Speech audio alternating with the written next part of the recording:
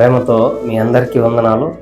మరి ఒక వీడియో ద్వారా మీ ముందుకు రావడానికి నేను చాలా సంతోషిస్తూ ఉన్నాను. ఈ రోజున మనం నేర్చుకోబోయే వాక్య భాగం ఏదంటే మత్తయి సువార్త 7వ అధ్యాయం 22వ వచనంలో నుండి కొద్ది మాటలు మనం నేర్చుకుందామండి. ఈరోజు అనేకులు యేసుక్రీస్తు ప్రభువును నమ్ముకున్న సేవకులే మా దగ్గరికి వస్తే ఏదో మేలు జరుగుతుంది అని వారు ప్రలోభాలకు గురి చేసి ప్రజలను దారి తప్పిస్తూ ఉన్నారు. కాబట్టి అలాంటి వారిని దేవుడు ఏమంటున్నాడో ఈ వాక్య భాగంలో మనం చూద్దాం. ఒకవేళ ప్రలోభాలకు గురి చేసే వారిని చూసి మీరు వారి దగ్గరికి వెళ్తే దేవుడు వారిని ఏమంటున్నాడో వాక్యంలో చూసి నేర్చుకుందామండి. వారి దగ్గరికి మనం వెళ్ళొచ్చా వెళ్ళకూడదా, అసలు దేవుడు ఎక్కడున్నాడు, దేవుని మాటలు ఏం తెలియజేస్తున్నాయి అన్నది మనం మత్తయి సువార్త 7వ అధ్యాయంలో నుండి కొద్ది మాటలు తొందరగా నేర్చుకుందామండి. 7వ అధ్యాయం మత్తయి సువార్త 22. ఆ దినమందు అనేకులు నన్ను చూచి ప్రభువా ప్రభువా మేము నీ నామమున ప్రవచింపలేదా, నీ నామమున దయ్యములు వెళ్ళగొట్టలేదా, నీ నామమున అనేకమైన అద్భుతములు చేయలేదా అని చెప్పుదురు. చిన్న ప్రార్థన చేసుకుని వాక్యాన్ని ధ్యానించుకుందామండి. పరిశుద్ధుడా, ప్రేమ నమ్మకం కనికరం కలిగిన మా తండ్రి, మీకు వందనాలు స్తోత్రాలు కృతజ్ఞతాస్తుతులు చెల్లిస్తున్నాం. ప్రభువా, మీరు గొప్ప దేవుడు, మహోన్నతుడు, మహాగణుడు, మహాపరిశుద్ధుడు. ప్రభువా, యెహోవా వెలుపలలో నీ వంటి వారు లేరు. పరిశుద్ధతను బట్టి మీరు మహనీయుడు, స్తుతి కీర్తనలు బట్టి పూజ్యులు, ఆరాధనకు యోగ్యుడు అయిన మా తండ్రి, మీకు స్తుతులు స్తోత్రాలు. ఇచ్చిన సమయాన్ని బట్టి మీకు వందనాలు చెల్లిస్తూ ఇదిగో ప్రభువా, ఈ లేఖన భాగమును మాకు అర్థమగినట్లుగా మాతో మాట్లాడమని, నన్ను మరుగుపరచమని, మీరు మాట్లాడమని, సమస్త మహిమ ఘనత ప్రభావం మీ పాదాలకు సమర్పించి యేసుక్రీస్తు ప్రభు వారి పేరట ఈ ప్రార్థన మనల్ని అడుగుచూ ఉన్నాం మా కన్న తండ్రి, ఆమేన్. ప్రియమైనటువంటి దేవుని వల్లారా, మీరు ఆలోచించండి. మత్తయి సువార్త 7వ అధ్యాయం 22వ వచనంలో ఆయన రాయించిన ఈ వాక్యము ఆ రోజంట అనేకులు నన్ను చూసి అంటున్నాడు. అక్కడ అంటే ప్రభువుని చూసి ఈ సేవకులంట ఈ రోజు ఎవరైతే మేము ప్రవచనాలు చెప్తాం, మేము స్వస్థతలు చేస్తాం, మేము అద్భుతాలు చేస్తాం, మేము మహత్కార్యాలు చేస్తామని చెప్తూ ఉన్నారో వారిని ప్రభు ఏమంటున్నాడో ఒకసారి మీరు చూడండి. ఆ రోజు అనేకులు నన్ను చూసి ప్రభువా మేము నీ నామమున దెయ్యములు వెళ్ళగొట్టలేదా, ప్రభువా మేము నీ నామమున ప్రవచింపలేదా, ప్రభువా మేము నీ నామమున అనేకమైనటువంటి అద్భుతములు చేయలేదా అని వారు అంటారంట. అప్పుడు ప్రభు ఒక మాట అంటాడు చూడండి. ప్రియమైనటువంటి దేవుని వర్లారా, కింద వచ్చినాము ఒకసారి మనం చదువుకున్నాం. అలాగే 7:23 అప్పుడు ప్రభు నేను మిమ్మల్ని ఎన్నడూ ఎరుగను, అక్రమము చేయువారులారా నా యొద్ద నుండి తొలగిపోండని వారితో చెప్పేదను. ఆయన ఏమంటాడంట ఆ రోజు, నేను మిమ్మల్ని ఎప్పుడు ఎరగను, నేను మిమ్మల్ని ఎన్నడూ ఎరగను, అక్రమం చేయవారులారా నా యొద్ద నుండి మీరు తొలగిపోండి అని ప్రభువారు చెప్పడం జరుగుతుందంట. అంటే మీరు అద్భుతాలు చేశారు కదా, మీరు సూచక్రియలు చేశారు కదా, అవే కదా యేసుక్రీస్తు ప్రభువారి దగ్గర మేము ఆ రోజు చెప్తాము అని మీరు అంటూ ఉన్నారు కదా. ప్రభువా నీ నామమున మేము దయ్యములు వెళ్ళగొట్టాము, మేము అద్భుతాలు చేశాము, మేము మహత్కార్యాలు చేశాము అని మీరు చెప్తూ ఉన్నారు. అయితే ప్రభు అక్కడ ఏమంటున్నాడంటే మీరు చేయలేదు అని అనడం లేదు, కానీ మీరు అక్రమము చేయువారు అని ఆయన అంటున్నాడు. మీరు అక్రమం చేయువారులారా నా యొద్ద నుండి తొలగిపోండి అని ఎందుకు అంటున్నాడంటే వీరు క్రమమును విడిచి అక్రమమును చేశారనమాట. యేసుక్రీస్తు ప్రభు వారిని కేవలము వీరు స్వలాభం కోసము వాడుకున్నారు. కాబట్టి ప్రభు ఆ క్రమం ఏదైతే ఉందో దేవుడు విధించిన క్రమమును వీరు మరిచిపోయారు. కాబట్టి దేవుడు వీరిని అక్రమం చేయువారులారా అంటున్నాడు అనమాట. కాబట్టి ఆయన క్రమం ఏందో కూడా ఒకసారి మనం వాక్యంలో నుండే తెలుసుకుందాం. ప్రియమైనటువంటి దేవుని వర్లారా, మత్తయి సువార్త 7వ అధ్యాయము తర్వాత 21వ వచనము పైన చూడండి. ప్రియమైనటువంటి దేవుని వర్లారా, ప్రభువా ప్రభువా అని నన్ను పిలుచు ప్రతి వాడు పరలోక రాజ్యంలో ప్రవేశింపడు గాని పరలోకమందున్న నా తండ్రి చిత్త ప్రకారం చేయువాడే ప్రవేశించును. చూడండి ప్రియమైనటువంటి దేవుని వర్లారా, ఇక్కడ ప్రభు చెప్తున్న మాటలు ఏంటంటే ప్రభువా ప్రభువా అని ఈరోజు చాలా మంది అనేకులు అంటూ ఉన్నారు. ప్రభు నమ్ముకున్న ప్రతి ఒక్కరూ ప్రభువా ప్రభువా అనే ప్రార్థిస్తారు, ప్రభువా ప్రభువా అనే మొర పెడతారు, ప్రభువా ప్రభువా అని ప్రతీది చేస్తూ ఉంటారు. అయితే వీరందరూ కూడా పరలోక రాజ్యంలో ప్రవేశించరంట. మరి ఎవరు ప్రవేశిస్తారంటే నా తండ్రి చిత్త ప్రకారమును ఎవరైతే జరిగిస్తారో ఈ లోకంలో వారే పరలోక రాజ్యంలో ప్రవేశించెదరు అని వాక్యం చెలవిస్తుంది. మరి ఆయన చిత్తం ఏంటి, ఆయన తండ్రి చిత్తం ఏదో ఒకసారి మనం వాక్యంలో నుండి ఇంకొద్దిగా ముందుకు వెళ్ళి చూద్దామండి. చూడండి ప్రియమైనటువంటి దేవుని వర్లారా, ఇప్పుడు మత్తయి సువార్త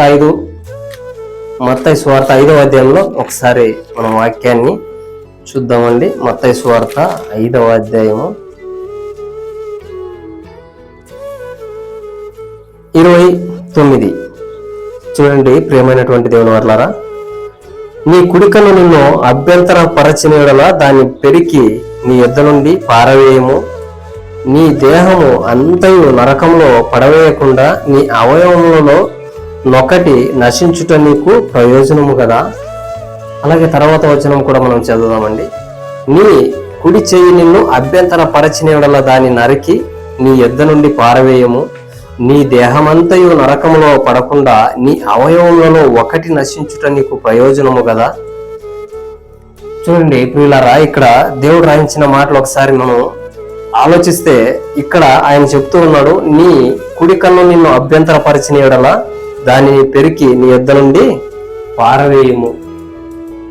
అంటే ఒకవేళ మనల్ని కన్ను అభ్యంతరపరిచి ఇంకా మనల్ని పాపంలో నడిపిస్తూ ఉన్నట్లయితే ఈ కన్ను ఏం చేయాలంట, తీసి పెరికి పడవేయి అని వాక్యం సెలవుస్తుంది. ఈ కన్ను ఉండి నిన్ను నరకమునకు వేడుట కంటే ఈ కన్ను లేకుండా పరలోకంలో ప్రవేశించుట మేలు అని వాక్యం సెలవుస్తుంది కదా. అలాగే తర్వాత వచనం కూడా, నీ కుడి చేయి నిన్ను అభ్యంతరపరిచిన యెడల దాన్ని నీ యొద్ద నుండి పారవేయము. నీ దేహమంతయు నరకంలో పడకుండా నీ అవయవంలో ఒకటి నశించడం నీకు ప్రయోజనము కదా. చూడండి, ఈ అవయవాలన్నీ కూడా కలిగి మీరు నరకమునకు వెళ్ళుట కంటే ఒకే ఒక అవయవమును లేకపోయినా పర్వాలేదు, మనం పరలోకంలో ప్రవేశించుట మేలు. ఈ చెయ్యి నన్ను పదే పదే పాపమునకు ప్రేరేపిస్తూ ఉంటే ఇది లేకుండా ఉండటం మేలు.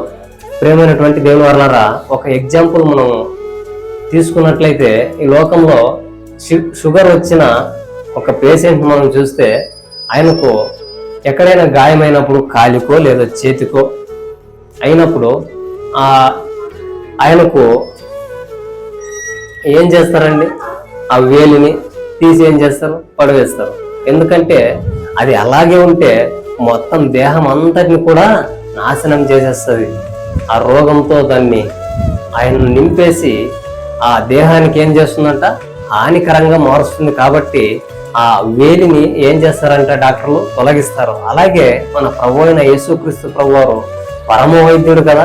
ఆయన చెప్తున్న మాటలు ఏంటంటే, మీరు ఈ అవయవాలన్నీ కలిగి నరకమునకు వేయట కంటే మీకు ఏది మిమ్మల్ని అభ్యంతరపరుస్తుందో దాన్ని తీసివేసి పరలోకంలో ప్రవేశించండి అని వాక్యం సెలవుస్తుంది. ప్రియమైనటువంటి దేవుని వర్లారా, కాబట్టి ఈ రోజున శ్రమ వచ్చిందని వెంటనే ఎవరు ప్రలోభ పెడితే వాళ్ళ మందిరానికి వెళ్ళి మీరు మోసపోతున్నారు. కాబట్టి దేవుడు ఈ మాటలు రాయించాడు. అలాంటి వారిని ఆయన ఏమంటున్నాడు, నా యుద్ధ నుండి తొలగిపోండి అక్రమం చేయవారు మీరు అని ఆయన చెప్తూ ఉన్నాడు కదా. కానీ మనం అలాంటి వారిని వెంబడించి అలాంటి వారినే దేవుడు నా యుద్ధ నుండి తొలగిపోండి అంటే మరి మనల్ని ఏమంటాడు? మనం కూడా మన విశ్వాసము ఎలా ఉండాలంటే, దేవుడు ఈ లోకంలో ఏది ఇచ్చినా ఇవ్వకపోయినా ఆయన కోసం బ్రతుకుతాము అనే కలిగి ఉన్న వాటితో తృప్తి కలిగి జీవించమని వాక్యం సెలవుస్తుంది కదా. కాబట్టి ఆయన ఎందును బట్టి సంతోషిస్తాడంటే, ఒకసారి సేవకులారా మీరు చాలా బాగా ఆలోచించండి. ఇంకొక వచనము లూకా సువార్తలో మనం చూసుకుందామండి తొందరగా. లూకా సువార్త 15వ అధ్యాయము. లూకా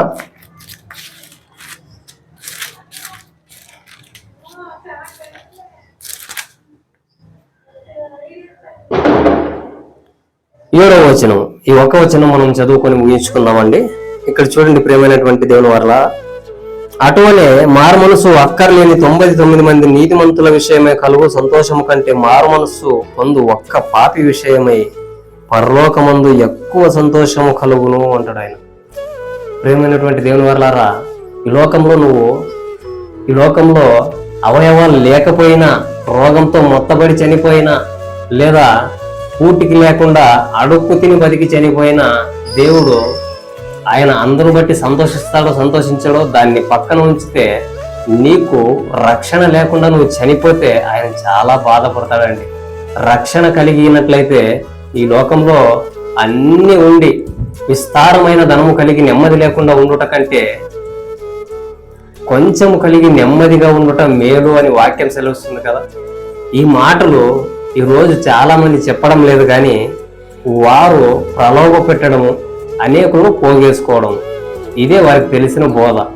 కాబట్టి ప్రియమైనటువంటి దేవుని వాళ్ళారా, ఈ లోకంలో మీరు ఎక్కువ కలిగి శ్రమంలో ఉండటం కంటే ఏమి లేకుండా నెమ్మదిగా ఉండటం మేలు అని వాక్యం సెలవుస్తుంది. కాబట్టి మీరు ఏం చేయాలంటే, ముందుగా మన ఆత్మలకు రక్షణ మనం పొందినప్పుడు దేవుడు సంతోషిస్తాడు. లోకంలో మీరు కారు కలిగి, లేకుంటే బైక్ ఉండి, లేకపోతే సైకిల్ ఉండి, అది లేకపోతే ఏమి లేకపోయినా నడుచుకుంటూ వెళ్ళినా ఇబ్బంది ఏమీ లేదు. ఈ లోకంలో ఉన్న వాటితో తృప్తి కలిగి మనం జీవించి చివరిగా మన యాత్రను ముగించి మనం దేవుని సన్నిధికి వెళ్తే చాలు. అయితే మీకు రక్షణ లేకపోతే మిమ్మల్ని పరలోకానికి చేర్చేది ఎవరండి? మీ కారు మిమ్మల్ని పరలోకానికి తీసుకెళ్తుందా? లేకపోతే మీకున్న బంగ్లా, లేకపోతే మీకున్న భూములు, లేకపోతే మీకున్న పేరు, లేకపోతే మీకు ఈ లోకంలో ఉన్న హోదా మిమ్మల్ని పరలోకానికి చేరుస్తుందా? లేదు కదా. కాబట్టి మీరు ముందుగా పరలోకమందు ఆయన ఎప్పుడు సంతోషిస్తాడంట? 99 మంది నీతిమంతుల విషయమై ఆయనకు సంతోషం కలదు. కానీ అంటే రక్షణ అవసరం లేని 99 మంది నీతిమంతుల కంటే పాప విషయమై క్షమాపణ కలిగి ఒక పాపి మారు మనసు పొందితే ఆయన ఎంతో సంతోషిస్తాడు కదా. అదే కదా దేవుని వాక్యం సెలవుస్తుంది. ఈ లోకంలో దేవుడు రక్షించబడిన వారు ఎందరో ఉండవచ్చు, కానీ ఇంకా రక్షణ పొందవలసిన వారు అనేకులు ఉన్నారు కదా. వారిని బట్టి ఆయన బాధపడుతున్నాడు, వారిని బట్టి ఆయన వేదన చెందుతూ ఉన్నాడు, వారిని బట్టి ఆయన ఆలోచిస్తూ ఉన్నాడు. కాబట్టి ప్రియమైనటువంటి దేవుని వారలారా, ఈ రోజు అనేకమైనటువంటి సేవకులు ఉన్నారు, కానీ వారు సువార్త ప్రకటించడం లేదు, వాక్యాన్ని బోధించడం లేదు. వారు అనేకుల్ని ప్రలోభ పెట్టడమే చేస్తూ ఉన్నారు. ఇది చూసి దేవుడు ఎంతో వేదనకరంగా ఉన్నాడు. కాబట్టి ఒక రోజు దేవుని ఎదుట మీరు నిలవబడినప్పుడు అక్రమం చేయవారు నా ఎద్దు నుండి తొలగిపోండి అని మిమ్మల్ని అనకుండా ఉండాలంటే మీరు ఈ రోజే మీ మనసును మార్చుకొని దేవుని వైపు తిరిగి వాక్యమును ప్రకటించండి, వాక్యానుసారంగా బ్రతకండి. అందుకే ప్రభువా ప్రభువా అని పిలిచి ప్రతి వాడు పరలోక రాజ్యంలో ప్రవేశించాడు, కానీ నా తండ్రి చిత్త ప్రకారం చేయువాడే పరలోకంలో ప్రవేశించును అని వాక్యం సెలవుస్తుంది. కాబట్టి మీరందరూ కూడా చాలా చక్కగా ఆలోచించి మంచి నిర్ణయం తీసుకుని వాక్యాన్ని అనుసరించి నడుచుకున్నట్లయితే దేవుని సన్నిధిలో మీరు ఉంటారు. లేకపోతే ఆయన యుద్ధ నుండి తొలగిపోండి అంటే మీరు ఎక్కడ ఉంటారో ఒకసారి ఆలోచించుకోండి. ప్రియమైనటువంటి దేవుని వారలారా, ఈ కొద్ది మాటలు దేవుడు దీవించునుగాక.